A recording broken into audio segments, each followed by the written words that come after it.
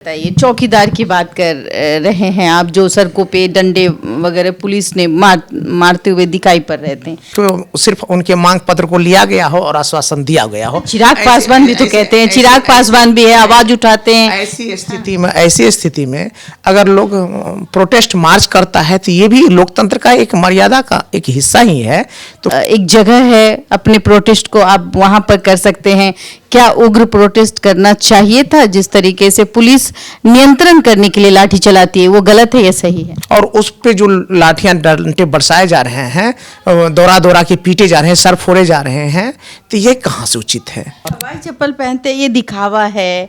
फिर उसके बाद में आपकी लाइफ स्टाइल ऐसे नहीं कि भाई गरीबों का है तो भाई हम गरीब हैं दिखाएंगे तो वो सहानुभूति मिलेगी। कि मैं कहता हूँ ये मेरे संघर्ष का हवाई चप्पल नहीं, हवाई जहाज है। ये पूरी तरह से व्यवस्था कैसी है तो भ्रष्टाचार में डूबा हुआ व्यवस्था है। सड़क पे चलने वाले लोग क्या कहते हैं, बहन बेटियां क्या कहते हैं, और पलायन करते हुए मजदूर क्या कहते हैं। एक जगह है, अपने प्रोटेस्ट को आप वहां पर कर सकते हैं।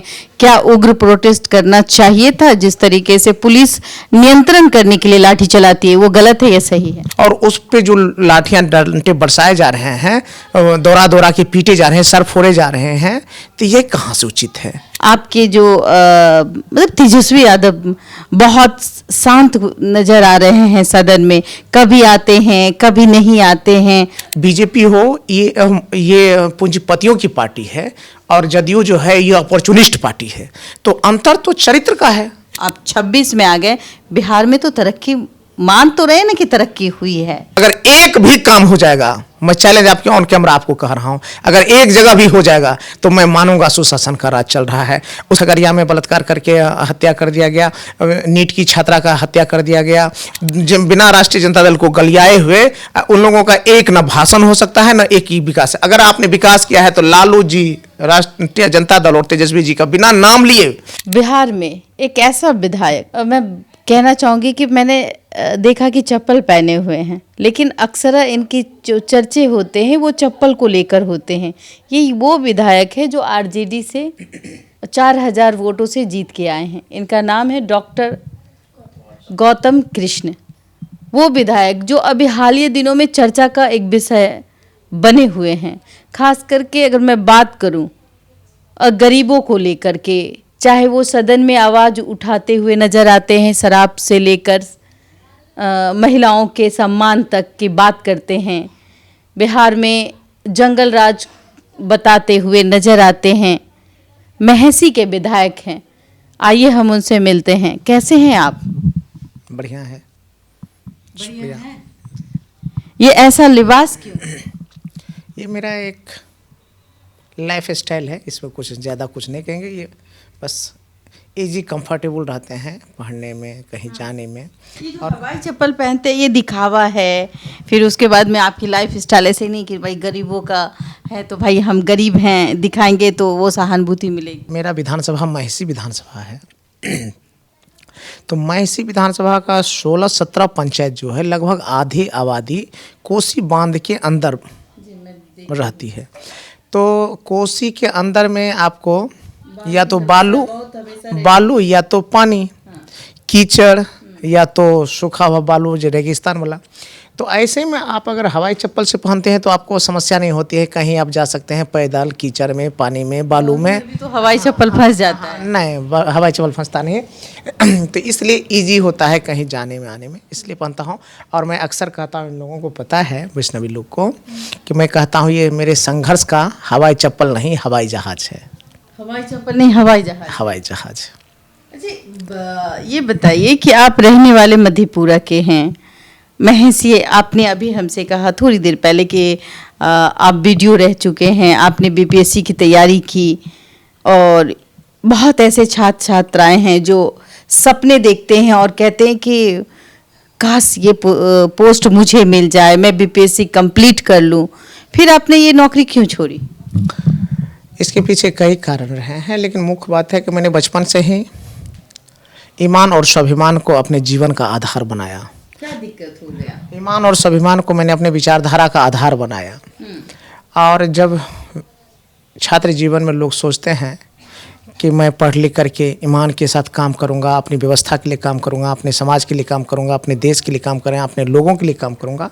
लेकिन जब आप सिस्टम में आते हैं, व्यवस्था में आते हैं, तो यहाँ और ख़ास करके अभी की जो व्यवस्था है, यह व्यवस्था पूरी तरह से व्यवस्था कैसी है, तो भ्रष्टाचार में डूबा हुआ व्यवस्था है। इसको आप कैसे सुधारेंगे? आप कहते भ्रष्टाचार में है, लेकिन बीजेपी तो नहीं कहती कि भाई नीतीश कुमार कहते हैं कि देखिए भाई पहले के शासन को देख लीजिए, 2005 के पहले ऐसा था क्या जी? अभी भी आप वही पे रटे हुए हैं। नीतीश कुमार जी क्या कहते हैं, सत्ता के लोग क्या कहते हैं, ये मायने नहीं रखता है। मायने क्या रखता है, आम लोग क्या कहते हैं, सड़क पे चलने वाले लोग क्या कहते हैं, बहन बेटियां क्या कहते हैं, और पलायन करते हुए मजदूर क्या कहते हैं, और जिसके हाथ में काम नहीं है, बेरोजगार नहीं है, और अपने मांगों को लेकर के जब रोड पे आते हैं तो उसे परसों भी डंडे जिस तरह से बरसाए गए, वो लोग क्या कहते हैं। तो कहने वाले सत्ता और विपक्ष की बात ना होना चाहिए किसका, तो आम लोग क्या कहते हैं। तो आम लोगों से पूछिए, बहन बेटियों से पूछिए, भय और आतंक में जिस तरह से लोग जी रहे हैं उनसे पूछिए, पलायन करने वाले लोग से पूछिए, जो डंडा खा रहे हैं उसको पूछिए, और जिसके घर पे बुलडोजर चल के जिनका घर टूट रहा है उनसे पूछिए, तब आपको लगेगा कि यह कैसा सरकार है। अच्छा ये बताइए, चौकीदार की बात कर रहे हैं आप, जो सड़कों पे डंडे वगैरह पुलिस ने मारते हुए दिखाई पड़ रहे थे, लेकिन क्या सरकार है उसके लिए एक जगह है, अपने प्रोटेस्ट को आप वहाँ पर कर सकते हैं? क्या उग्र प्रोटेस्ट करना चाहिए था? जिस तरीके से पुलिस नियंत्रण करने के लिए लाठी चलाती है, वो गलत है या सही है? आप मुझे बताइए, आप कभी एक पेशेंट को लेकर हॉस्पिटल जाते हैं, हॉस्पिटल वाला कहता है कि आपको 10 बजे का इंतज़ार कीजिए, तब जाके डॉक्टर साहब आएंगे, चैम्बर में आएंगे, दवा शुरुआत करेंगे, और आपके पेशेंट की स्थिति क्रिटिकल हो तो आप क्या करते हैं? आपसे मैं पूछता हूँ, आप क्या करते हैं? आप जोर से बोलते हैं, हल्ला गुल्ला करते हैं, विरोध प्रदर्शन करते हैं, जल्दी अपने पेशेंट के स्वस्थ होने के लिए आप अपने अधिकारों की मांग करते हैं, उग्र होते हैं। ठीक उसी प्रकार जो व्यक्ति का उम्र अब लास्ट स्टेज में जी रहा हो, यानी कि 3 महीना 6 महीना जिसके रिटायरमेंट का एज बचा हुआ हो, साल भर का रिटायरमेंट का एज बचा हुआ, और दर्जनों बार वो शांतिपूर्ण तरीके से बैठ करके धरना प्रदर्शन किया हो, उसको सिर्फ उनके मांग पत्र को लिया गया हो और आश्वासन दिया गया हो। चिराग पासवान भी तो कहते हैं, चिराग पासवान भी है, आवाज उठाते हैं। ऐसी स्थिति में अगर लोग प्रोटेस्ट मार्च करता है तो ये भी लोकतंत्र का एक मर्यादा का एक हिस्सा ही है। तो प्रोटेस्ट कर रहे हैं शांतिपूर्ण तरीके से अपने अधिकारों की मांग को लेकर के, जायज मांगों को लेकर के, और उस पे जो लाठियां डंडे बरसाए जा रहे हैं, दौरा के पीटे जा रहे हैं, सर फोड़े जा रहे हैं, तो ये कहाँ से उचित है? तो इसलिए मैं कहता हूँ वो लाठी गोली की सरकार नहीं चलेगी। सदन में सबसे पहले मैंने ही आवाज उठाया था। इतनी आवाज में आपका वो जब आप सदन में दहाड़ते हैं, आवाज उठाते हैं, आपके जो मतलब तेजस्वी यादव बहुत शांत नजर आ रहे हैं सदन में, कभी आते हैं कभी नहीं आते हैं। ऐसे में जो आप कह रहे हैं कि बिहार में जो स्थिति है वो बद से बदतर है, लेकिन कहीं ना कहीं जो आपकी संख्या बल है बहुत कम होती चली गई। आप चिल्ला रहे हैं इसीलिए तो ऐसा नहीं कि विधायकों की जो संख्या है और कम हो जाएगी। पिछले बार हमारी संख्या थी 50 से 86, आपने ये नहीं देखा क्या?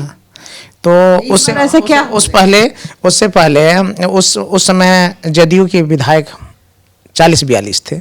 तो मुद्दा ये नहीं होता है, लोकतंत्र में संख्या बल सरकार बनाने के लिए ज़रूरत होता है, लेकिन लोगों के अधिकार की लड़ने के लिए संख्या बल नहीं, नैतिक बल की ज़रूरत होती है, विचारधारा की ज़रूरत होती है, और किस खास विचारधारा से जुड़ करके आपकी पार्टी का निर्माण हुआ है, और वह विचारधारा पूंजीपतियों के हित में काम करती है या जो साधारण लोगों के हित में काम करती है, समाज के अंतिम पौधान पर खड़े हुए लोगों के लिए बात करती है, महिलाओं की सुरक्षा के लिए बात करते हैं, गरीब गुरबों के लिए बात करता है, गंगा जमुनी संस्कृति की रक्षा के लिए बात करती है, ये मायने रखता है। तो राष्ट्रीय जनता दल का निर्माण ही गरीब गुरबों, कमजोर और वंचितों के अधिकार की रक्षा के लिए हुआ है, और बीजेपी हो ये पूंजीपतियों की पार्टी है, और जदयू जो है ये अपॉर्चुनिस्ट पार्टी है। तो अंतर तो चरित्र का है, वो अपॉर्चुनिटी पे काम करती है, अपॉर्चुनिटी जिधर उधर चल जाती है। बीजेपी एक पूंजीवादियों की पार्टी है, पूंजी अमीरों के लिए काम करती है, लेकिन राष्ट्रीय जनता दल गरीब गुरबों की पार्टी है, सामाजिक न्याय की पार्टी है। राष्ट्रीय जनता दल बाबा साहब अंबेडकर, राम मनोहर लोहिया और लालू यादव जी के विचारों को लेकर चलने वाली पार्टी है। तो इसलिए राष्ट्रीय जनता दल को संख्या बल नहीं, नैतिक बल बहुत मजबूत है। इसलिए सदन हो या सदन के बाहर हो, सड़क हो या सदन हो, हमेशा मजबूती के साथ काम करता है, मजबूती से आवाज़ निकलता है। आज आप कह रहे हैं, देखिए बिजली हमें लगता है 24 घंटे में 22 से 23 घंटे बिजली अभी भी बिहार में अवेलेबल रहता है। बिजली की समस्या दूर हो गई। सड़कें देखिए चमचमाती हुई आपको सड़क नज़र आएंगी। आप भी जब कभी अपने गांव जाते होंगे पटना से महेसी, तो उस वक्त आपको जो डिस्टेंस है वो कम मिलता है, फिर भी आप ऐसी स्थिति में कह रहे हैं कि बिहार 2005 की बात करूं तो 2005 के पहले बिहार इस स्थिति में नहीं थी, लेकिन 2026 में आ गए। बिहार में तो तरक्की मान तो रहे ना कि तरक्की हुई है। देश बिहार 1905 में आज़ाद नहीं हुआ है, बिहार 1947 में आज़ाद हुआ है। जब आप रूपरेखा तय करते हैं तो 2005 से रूपरेखा तय मत कीजिए, करना होगा तो 1947 से करना होगा कि 47 से हम लोगों ने कहाँ लेके आए हैं। उसके बाद लालू जी को जो बिहार मिला था वो बिहार कैसा था, और 90 में बिहार मिला और 2005 में उन्होंने जो बिहार को छोड़े तो वो बिहार कैसा था। 90 से 2005 को देखना होगा, फिर 2005 के बाद से इसको देखना होगा। अगर हम सीधे बात करेंगे तो ये लगता है कि 2005 में ही बिहार की आज़ादी हुई है, ऐसा नहीं है। पहले आप आइए, भय, भूख और भ्रष्टाचार ये मुख्य मुद्दे हैं, ये सामाजिक न्याय के मुद्दे हैं और यही प्रगति के मुद्दे को तय करते हैं। तो भय, भूख और भ्रष्टाचार में क्या कमी हुई है? आज भ्रष्टाचार आप अपने चैनल के माध्यम से अपने किसी रिपोर्टर को अब भेजिए, पटना की बाहर को तो छोड़िए, पटना के किसी ऑफिस में चले जाए, कोई जायज़ मांगों को अगर बिना रिश्वत दिए हुए, बिना पैसा का भेंट चढ़ाए हुए, बिना जाति धर्म मजहब का पैरवी किए हुए अगर एक भी काम हो जाएगा, मैं चैलेंज आपके ऑन कैमरा आपको कह रहा हूं, अगर एक जगह भी हो जाएगा तो मैं मानूंगा सुशासन का राज चल रहा है। उसके बाद आज जो बहन बेटियों की लगातार हत्या, बलात्कार और मर्डर हो रहा है, कोई ऐसा दिन नहीं होगा जो लगता है इस सिलसिलेवार ढंग से हो रहा है।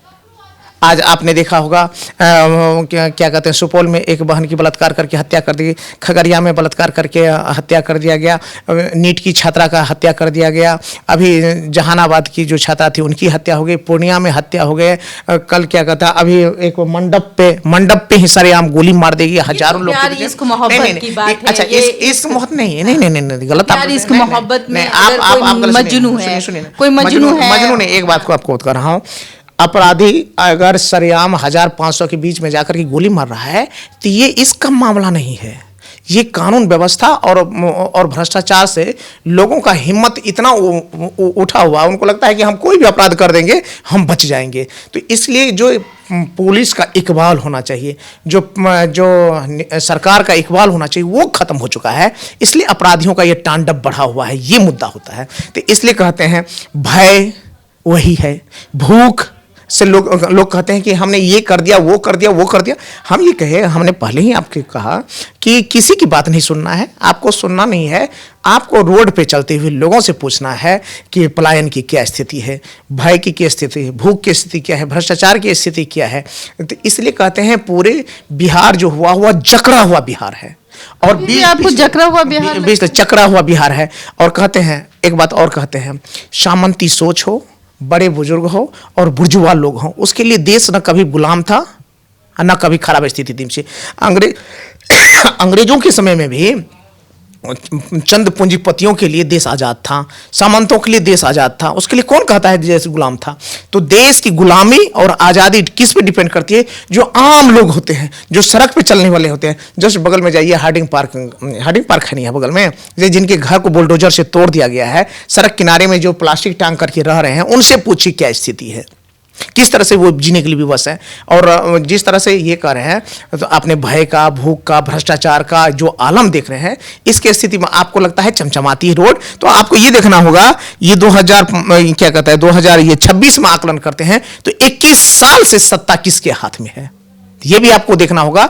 और उस 21 साल का हिसाब देना, और सदन के अंदर हो या सदन के बाहर हो, विपक्ष की जो भी पार्टियां हैं उसको बिना लालू जी का नाम लिए हुए, बिना तेजस्वी जी का नाम लिए हुए, बिना राष्ट्रीय जनता दल को गलियाए हुए, उन लोगों का एक न भाषण हो सकता है न एक ही विकास है। अगर आपने विकास किया है तो लालू जी, राष्ट्रीय जनता दल और तेजस्वी जी का बिना नाम लिए आप अपनी उपलब्धियों पे चुनाव लड़ लीजिए, तो मैं आपको मानूंगा, सैल्यूट करूंगा तब।